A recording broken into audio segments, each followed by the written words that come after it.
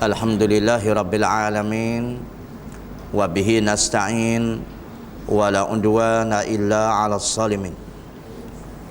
Ashhadu an la ilaha illallah wahdahu la syarikalah. Wa ashhadu anna Muhammadan abduhu wa rasuluh. Allahumma salli wa sallim wa barik ala Sayyidina wa maulana Muhammad wa ala alihi wa ashabihi wa ihtada bihadiyih wastanna bisunnatihi ila yaumiddin, amma ba'd. Ibu-ibu, bapa-bapa, kaum muslimin dan muslimat yang dihormati dan dikasihi sekalian, baik adapun pada malam ini insya-Allah kita menyambung kuliah maghrib dengan pengajian kitab Riyadhus Shalihin. Kita berpindah ke muka surat 117, iaitu hadis yang ke-93. Iaitu masih lagi kita bicarakan bab berlemah lembut terhadap golongan yang susah ataupun lemah. Hadis yang ke-93 ini diriwayatkan oleh Imam Bukhari rahimallahu taala. An Sahal bin Sa'd radhiyallahu anhu qala Rasulullah sallallahu alaihi wasallam, ana wa kafilul yatim fil jannah hakaza, wa asyara bis sababati wal wusta wa farraja bainahuma. Maksudnya daripada Sahal bin Sa'ad radhiyallahu anhu katanya, sabda Nabi sallallahu alaihi wasallam, saya dan penjaga anak yatim berada dalam syurga begini, dan baginda menunjukkan dengan jari telunjuknya dan jari tengah, dan baginda merenggangkan di antara kedua jarinya. Baik, seulang semula hadis ini. Daripada Sahal bin Sa'ad radhiyallahu anhu katanya, sabda Nabi sallallahu alaihi wasallam, saya dan penjaga anak yatim berada syurga begini, dan baginda menunjukkan dengan jari telunjuk dan jari tengah, dan baginda merenggangkan di antara kedua jarinya. Baik. Jadi kaum muslimin dan muslimat kalian, hadis ini diriwayatkan oleh Al-Imam Al-Bukhari rahimallahu taala, dan Imam Nawawi mengambil hadis ini meletakkan dalam kitabnya Riyadhus Shalihin dalam tajuk bab berlemah lembut terhadap golongan yang susah ataupun orang yang lemah. Baik. Yang pertama bercerita dengan kelebihan anak yatim dan begitu juga kelebihan penjaga anak yatim. Baik.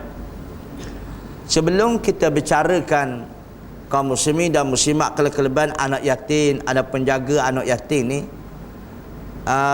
apakah definisi yang hendak diberikan pengenalan kepada anak yatim? Apa nama anak yatim?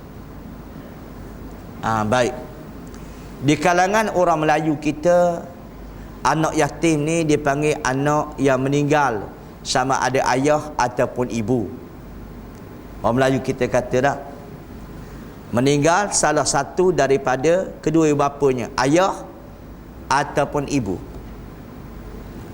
Kalau meninggal dua-dua sekali, ayah dan ibu, orang Melayu kita kata yatim piatu. Okey. Betul ke takrif macam tu? Kebanyakan alim ulama kaum muslimin dan muslimat kalian, walaupun ada setengahnya tidak menepati di antara satu sama lain, tidak bersetuju, tapi yang masyhurnya takrif yang dibuat, anak yatim orang yang kematian ayah yang dia tidak baligh. Itulah kebanyakan takrifnya. Anak yatim yang kematian ayah, yang mana kaum muslimin dan muslimat kalian yang dia belum baligh. Itulah pendapat yang paling masyhur. Baik. Walaupun ada mengatakan bila kematian anak, kematian ibu, maka tak panggil anak yatim, kata orang. Betul tak betul? Tapi saya katakan masyhurnya begitu. Dan begitu juga di kalangan orang Arab, kaum muslimin dan muslimat kalian, di zaman Rasulullah sallallahu alaihi wasallam, bila dikatakan anak yatim, siapa dia? Iaitu anak yang tidak ada siapa nak menjaganya disebabkan kematian ayahnya. Maka itulah dikatakan anak yatim. Baik. Kena pula ayah dia pun nama yatim. Berdua kali yatim lah kaum muslimin muslimat kalian. Baik. Habis ya. Jadi kaum muslimin dan muslimat kalian, memang banyak dalam ayat-ayat Quran bercerita tentang anak yatim makan harta anak yatim. Memang banyak kaum muslimin dan muslimat kalian. Pernah satu ketika bila turun ni ayat berkenaan kaum muslimin, siapa yang makan harta anak yatim ini secara batil, maka seolah-olahnya ialah mereka itu memakan api dalam perutnya. Tiba-tiba para sahabat yang membela anak yatim kaum muslimin dan muslimat kalian terus nak menyerahkan anak yatim itu pada Nabi SAW dengar ayat itu. Tetapi apabila mendengar penerangan Nabi SAW, iaitu barang siapa yang makan harta anak yatim secara batil, kaum muslimin dan muslimat kalian. Tapi kalau dia jaga anak yatim, dia tak ada pekerjaan yang lain melainkan jaga saja. Kalau dia tak jaga, maka terbiar anak yatim. Kalau dia kerja lain, mungkin kaum muslimin dan muslimat kalian jadi kemaslahatan atau menjadi kemuskilan kepada anak yatim. Maka kalau dia jaga anak yatim itu ada harta, boleh dia makan sekadar untuk menampung kehidupan dia. Lebih daripada itu tidak boleh. Itu zaman Nabi. Tapi zaman sekarang kaum muslimin dan muslimat kalian, kalau anak yatim tu ada kata, ramai orang nak jaga. Betul-betul. Kalau tak ada ni jadi payah sikit. Baik. Habis ya. Dan kaum muslimin dan muslimat kalian, di dalam hadis ini nak menceritakan kelebihan menjaga anak yatim. Cuma nak definisikan penjagaan itu. Penjagaan di sini bukan bermaksud kena duduk sekali, tak mesti. Kaum muslimin dan muslimat, tak pastinya, tak semestinya anak yatim ni kena duduk dalam rumah dengan kita. Tidak. Kalau anak yatim itu kaum muslimin ada tempat peliharaan, kita bantu dia. Itu jaga anak yatim lah tu. Baik. Jadi di sini Rasulullah menegaskan, ana wa kafilul yatim. Aku ni dengan penjaga anak yatim. Fil jannati, di dalam surga, hakadha, begini. Apa dia? Maka Nabi mengisyaratkan kaum muslimin dan muslimat kalian as-sababah wal wusta, iaitu jari telunjuk dengan jari hantu. Wusta jari tengah lah, orang Melayu kata jari hantu. Lalu Nabi wa farraja bainahuma, maka Nabi SAW merenggang keadaan antara keduanya. Aku nak yatim ni macam ni. Mula Nabi buat rapat macam tu. Begini. Bermaksudnya lah apa kamu muslim? Di dalam surga. Bermaksud aku ni bersama dengan penjaga anak yatim. Lepas tu Nabi SAW buat begini. Maksud rapat lah kaum muslimin dan muslimat kalian. Okey. Banyak hadis Nabi SAW yang bercerita begini. Ada satu hadis yang lain, asal itu ahli syufah. Ahli syufah ni apa dia? Ahli syufah ni yang mereka yang duduk di serambi Masjid Madinah. Dia panggil ahli syufah, bukan ahli sufi dah. Ahli syufah dia panggil. Iaitu mereka yang duduk di serambi Masjid Madinah ni, ia ada lebih kurang 70 orang. Yang ketua ahli syufah ni ialah Abu Hurairah radhiyallahu anhu. Jadi apabila di kalangan mereka ni duduk di Masjid Madinah ni, kaum muslim muslimat kalian, dengarnya Nabi bangun. Dengar di waktu pagi Nabi bangun, sebelum subuh. Di antara mereka ni kaum muslimin dan muslimat ada yang berebut. Ada yang kaum muslimin dan muslimat berlumba untuk cari air untuk Nabi beruduk atau Nabi beristinja. Lepas tu banyaklah janji Nabi SAW. Apabila sahabat ini kata bawa air untuk Nabi SAW untuk beruduk, maka Rasulullah kata, apa yang kamu nak minta pada aku? Apa yang kamu nak minta pada aku? Janji pada sahabat ini. Lalu akhirnya, ya Rasulullah, aku nak minta pada kamu supaya berdoa kepada Allah Ta'ala supaya aku jadi murabatuka fil jannah, iaitu aku nak aku dijadikan pengiring engkau dalam surga. Pengiring engkau dalam surga. Jadi kaum muslimin, kata Nabi SAW dari riwayat itu, kalau engkau nak jadi pengiring aku dalam surga, maka Nabi kata perbanyakkanlah sujud. Ini perbanyakkan sembahyang sunat. Maka itu satu riwayat. Jadi riwayat yang ini pula kaum muslimin dan muslimat kalian bukan jadi muraqabah, iaitu jadi berganding dengan Nabi dalam surga. Fil jannati, kata Nabi, seperti gini, rapat dengan Nabi. Itu orang yang menjaga anak yatim, sama ada pelara di rumah dia, ataupun dia menanggung atau pelarakan kamu dia sudut keperluannya. Banyak ya. Sebab penting kaum muslimin dan muslimat kalian. Ada satu hadis riwayat Imam Ahmad rahimahullahu taala. Kenapa para sahabat ni diminta nak jadi muraqabatuka fil jannah? Minta jadi pengiring dan surga di surga, pengiring Nabi dalam surga. Kalau takdirnya tapi dah berlalu kaum muslimin. Kalau kena ke kita, Rasulullah tanyalah, kalau kita berada zaman tu, engkau nak apa? Kita jawab apa? Atau imam kata, nak apa imam? Nak apa? Imam tak terkata apa kaum muslimin dan muslimat. Betul. Kalau orang lain tentulah minta macam-macam, betul tak betul. Itu dia.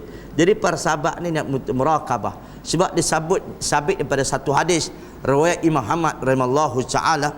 Sebab penting, orang jadi pengiring Nabi ni, dia lah orang yang mula-mula masuk surga. Itu sebab pentingnya muraqabah itu. Aku nak jadi pengiring engkau dalam surga. Sebab apa? Sebab kata mengiring di situ ialah kerana tidak orang lain masuk surga melainkan Nabi dulu. Dan bila Nabi masuk, dia jadi pengiring. Dia sama dengan orang yang dulu masuk surga. Sebagaimana satu hadis cukup masyhur riwayat Imam Ahmad radhiyallahu taala, ketika mana Nabi kaum muslimin diketuk pintu surga. Rasulullah SAW apabila melintasi as-sirat, Nabi ketuk pintu surga. Lalu penjaga pintu surga berkata, siapa kamu? Maka Rasulullah kata, aku Muhammad bin Abdullah, Rasulullah. Lalu penunggu surga kata, aku tidak dibenarkan membuka pintu surga ni melainkan menyebut nama itu. Boleh tu? Jadi tak ada siapa masuk surga melainkan Muhammad dulu. Kena pula, yang pula jadi pengiring Nabi. Kalau Nabi masuk, pengiring pun masuk sekali lah. Itu di antaranya banyakkan sujud. Yang keduanya ialah kaum muslimin dan muslimat kalian, iaitu pelaralah anak yatim, bantulah anak yatim. Maka Nabi kata duduk bersama begini. Itulah kelebihan kaum muslimin. Orang pandang anak yatim ni lain macam, kena anak yatim tu miskin, tapi ada kelebihan di sisi Allah Subhanahu wa taala atau di segi agama ini. Okey. Habis ya, itu senang. Dan seterusnya. Wa an Abi Hurairah radhiyallahu anhu qala Rasulullah SAW, kafilul yatim lahu aw li ghairihi ana wa huwa kahataini fil jannah. Wa asyara rawi wa huwa Malik bin Anas bisababati wal wusta. Hadisnya sama saja, tapi dah maktub, kita bacalah. Baik, maksudnya tadi riwayat Sahal bin Sa'ad, ini riwayat daripada Abi Hurairah. Daripada Abi Hurairah radhiyallahu anhu katanya, Rasulullah sallallahu alaihi wasallam bersabda, penjaga anak yatim dari keturunannya atau lainnya, saya dan dia seperti ini dalam syurga.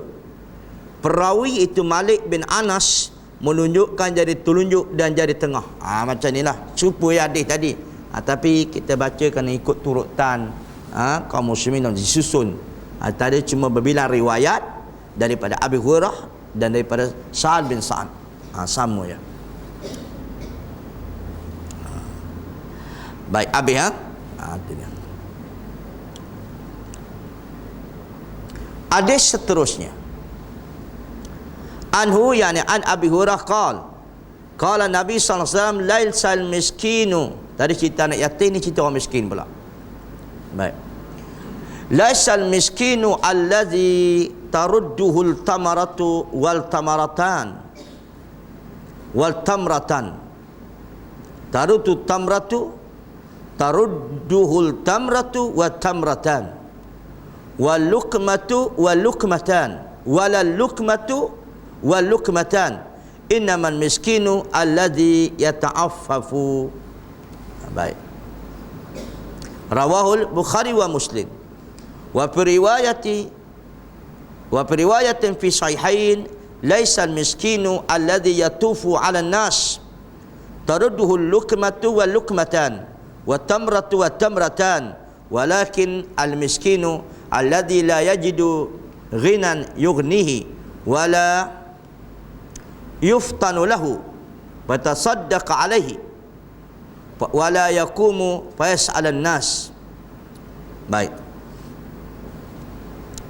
Maksudnya daripada Abi Hurairah radhiyallahu anhu katanya Rasulullah sallallahu alaihi wasallam bersabda, bukanlah yang dikatakan miskin itu seorang yang tidak menerima pemberian 1 atau 2 biji tamar, suatu ataupun 2 sesuap ataupun 2 suap makanan. Sesungguhnya orang miskin yang sebenar ialah yang tidak meminta-minta daripada orang lain walaupun dia berhak menerima sedekah. Nak kata terjemahan dan lain, nanti saya cerita kemudian ya. Kata Nabi SAW, bukanlah yang dikatakan miskin itu seorang yang tidak menerima pemberian 1 atau 2 biji tamar, sesuap ataupun sesuap makanan. Sungguhnya orang miskin yang sebenarnya ialah yang tidak meminta-minta daripada orang lain walaupun dia berhak menerima sedekah. Itu satu riwayat.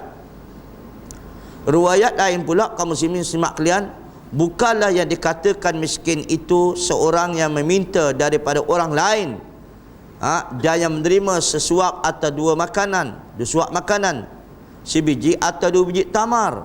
Tapi orang yang miskin yang sebenarnya ialah yang tidak memperolehi kekayaan untuk memenuhi keperluannya, tidak diketahui pula kemiskinannya untuk diberikan kepadanya sedekah, dan dia tidak pula pergi meminta kepada orang. Baik. Okey. Sekarang ni kaum muslimin dan muslimat kalian, takrif kemiskinan yang dinyatakan oleh Nabi sallallahu alaihi wasallam dan sedikit takrif yang dibuat oleh fuqaha. Nampak macam ada perbezaan, tapi sebenarnya tak ada perbezaan. Miskin yang dimuliakan. Siapa miskin tapi dimuliakan? Memanglah kaum muslimin dan muslimat kalian, kalau kita lihat pengertian pandangan 4 mazhab lah, takrif miskin ni memang berbeza di antara mereka, di antara satu sama lain. Tetapi pendapat yang terpilih lah, yang terpilih ialah pendapat Al-Imam Syafi'i. Pertama kaum muslimin, di miskin ni ada dua nama. Pertama orang panggil miskin, kedua orang panggil fakir. Pertama orang panggil fakir, pertama orang panggil miskin. Kalau mengikut pandangan Imam Malik dengan Imam Abu Hanifah, dia kata kaum muslimin dan muslimat kalian, iaitu miskin lebih teruk daripada fakir. Ada terbalik sikit. Kalau ikut pandangan Al-Imam Syafi'i dan Imam Ahmad rahimallahu ta'ala, iaitu fakir lebih teruk daripada miskin. Itu ada beza lah. Itu cuma dipinasi nama lah kaum muslimin dan muslimat. Yang penting ta'rif ataupun keperluan ataupun kaum muslimin dan muslimat sekalian, apa yang ada, apa yang tiada pada manusia. Okey. Kita ambillah takrif Imam Asy-Syafi'i radhiyallahu taala, mudah-mudah nak kenal benda miskin ni. Sebab apa? Kalau tak kenal kaum muslimin dan muslimat kalian, kita takut termasuk dalam satu hadis. Apa dalam satu hadis yang mana kaum muslimin dan muslimat kalian iaitu orang yang tak berhak terima sedekah, tidak berhak terima zakat, tiba-tiba dia terima juga. Barang siapa tak berhak terima benda zakat dan sedekah, kaum muslimin simak kalian, kata Nabi SAW, aku janjikan padanya sepotong daripada api neraka. Satu. Yang keduanya pula, kaum muslimin dan muslimat kalian, barang siapa yang ada tulang 4 kerat, dia mampu untuk bekerja, tapi dia nak minta sedekah juga, maka itu kan Nabi kata dalam Sunan Tirmizi, aku janjikan dia juga daripada sepotong dari api neraka. Walaupun dia tak ada kerja, tapi dia ada tulang 4 kerat dah, ada tenaga dah, tapi dia tak nak kerja, dia nak cari sedekah juga. Permalas punya orang. Kamu muslimat kalian, ambil jalan mudah. Orang Nabi kata orang macam ni, dia juga aku janjikan sepotong daripada api neraka. Baik, kita ambil takrif oleh ulama, lepas tu kita bincang tentang hadis ini. Al-Imam Syafi'i radhiyallahu ta'ala menegaskan, yang dikatakan miskin itu ialah keperluannya melebihi setengah keperluannya, yang dapati dia tak dapat tapi melebihi setengah. Macam ni lah, kalau sekiranya kaum muslimin dan muslimat duduk Kuala Lumpur ni, kalau anak 5 orang, dia kasi rumahnya, satu hari pendapatan berapa ndak agak-agak betul-betul cukup sekadar qada hajat.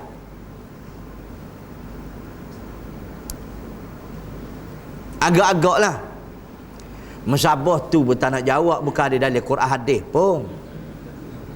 Kaum muslimin dan muslimat kalian, duduk Kuala Lumpur ni dengan sewa rumahnya apa semua, makan anak, tapi bukanlah bermewah-mewah, bermaksudnya mencukupi lah. RM100 deh. Jadi ini kuasa mana ni? Ampan Jaya kan? Tengok keadaan kan. Kita kata lingkungan, ya kaum muslimin dan muslimah kalian, tak tahan juga barang mahal, apa mahal, kaum muslimat kan. Cuma orang tak sedar diri je. Betul? Dapat duit RM500, hilang, barang hilang. Barang mahal, betul-betul. Allahu Akbar. Tak ada tamadun lagi kaum muslimin dan muslimat kalian. Okey ya? Lebih kurang RM70 tu boleh nak hidup ya. RM70. Itu dia. Itu tahap yang kata melepasi keperluan lah, ataupun melepati keperluan. Tapi seorang hamba Allah Ta'ala ni kaum muslim kan memerlukan RM70, tapi dapat setengah aja. Apa setengah daripada 70 berapa? 35 lah. 35, 40, 50, betul-betul. Ini dipanggilkan miskin. Dipanggilkan miskin. Maksudnya terlalu doain hidup dia.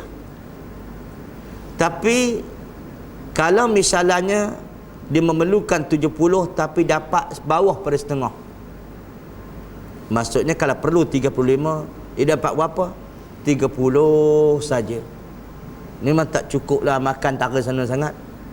Maka ini dipanggilkan fakir, kerana ke bawah daripada setengah. Tapi kalau lebih pada setengah, orang panggil miskin. Tapi kalau misalnya dia berhajat pada RM70 keperluan dia, dapat 70, orang panggil apa? Baik. Kalau dia dapat 69, RM60, panggil miskin lagi. Tapi keperluan dia nak 70, tapi dapat 70, itu orang panggil kaya. Kaya. Sebab dia berhajat pada sebanyak tu hari itu, maka dapat 70, maka kaya lah. Cuma tidak raya ya. Tidak kaya raya, boleh faham itu? Okey. Itu takrifnya kaum muslimin muslimat kalian. Tapi negara kita kaum muslimin dan muslimat kalian adalah sebuah negara yang peratus kemiskinannya berkurang. Berkurang. Wallahu alam, nombor apa saya lupa dah. Tapi memang berkurang. Tapi sebab apa berkurang? Sebabnya mengukur. Tuan-tuan tengok tak sidang parlimen? Tak tengok kaum muslimin. Saya tengok semua. Kalau ada masa. Dulu mengukur taraf kemiskinan kaum muslimin dan muslimat Kelang dengan peratus pendapatan RM700 satu bulan. Boleh terimakah pengukuran begitu? RM700 nak makan apa? Maka bila RM700 tahap pengukuran kemiskinan negara kita, maka itu sebabnya tahap kemiskinan kita rendah. Maka itu sebabnya orang kata tidak, kalau 700 nak makan apa kalau ada beranak ni, maka naikkan ialah tahap kemiskinan cuba ukur, iaitu RM1,200 sebulan.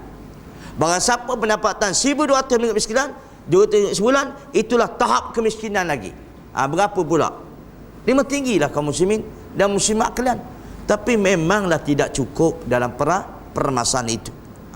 Jadi itu takrif miskin yang cukup masyhur dalam pandangan Al-Imam Syafi'i rahimallahu taala. Baik. Tapi Nabi kata apa? Ni miskin hak mulia ni. Kaum muslimin muslimat. Nabi kata laisal miskin alladhi tarudduhu tamratu wa tamratan wala lukmatu wal lukmatan. Inna miskinu alladhi yata'affafu. Nabi kata bukanlah yang dikatakan miskin itu seorang yang tidak menerima pemberian satu ataupun dua biji tamar, ataupun sesuap dengan sesuap ataupun sesuap makanan. Sesungguhnya orang yang miskin sebenarnya yang tidak meminta-minta daripada orang lain walaupun dia berhak menerima sedekah. Memang di sini ada dua pentafsiran.